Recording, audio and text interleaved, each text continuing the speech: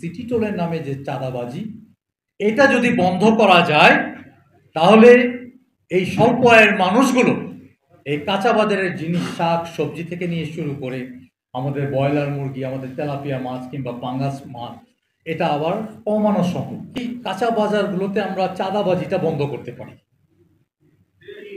কাঁচা বাজারে যে চাঁদাবাজি হয় এটা যদি বন্ধ করতে পারি, এটাকে আমরা কমিয়ে আমাদের মানুষের ক্রয় ক্ষমতার মধ্যে আমরা আনতে পারি। এই এত প্রতিকূলতার মধ্যে এই যে তেলাপিয়া মাছ কিংবা পাঙ্গাস মাছ বলেন, কাঁচা বাজারে যে চাঁদাবাজিগুলো হয়, এই চাঁদাবাজিগুলো আমরা যদি বন্ধ করতে পারি, এই আমিষের চাহিদাটা আমরা স্বল্প মূল্যে আমাদের জনগণের কাছে দিতে পারবো। এই চাঁদাবাজিটা যারা করেন, পুলিশ যখন ধরতে যায় তার একটা কাগজ দেখায় সংশ্লিষ্ট কর্পোরেশনের যে তারা বৈধতা নিয়ে চাঁদাবাজিটা করছেন, অর্থাৎ সিটি টোলের একটা প্রোটেকশন তারা পায়।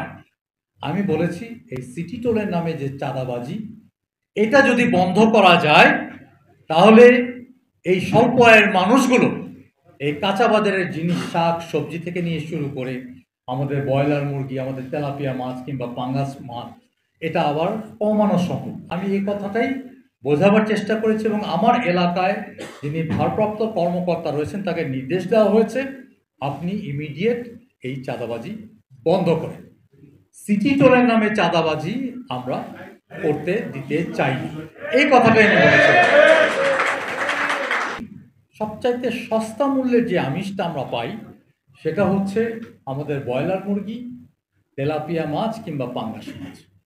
সবচাইতে সস্তা আমিষের আপনার চাহিদাটা এটা মিটিয়ে থাকে।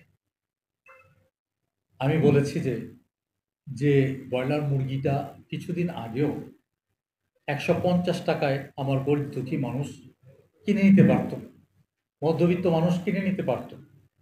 সেই ব্রয়লার মুরগি 225 থেকে 250 টাকায় চলে গেছে। এটাকে কমানো সম্ভব, এটাকে কমানো সম্ভব যদি কাঁচা বাজারগুলোতে আমরা চাঁদাবাজিটা বন্ধ করতে পারি। আমরা অতীতের দিকে আমরা ফিরে যেতে চাই না।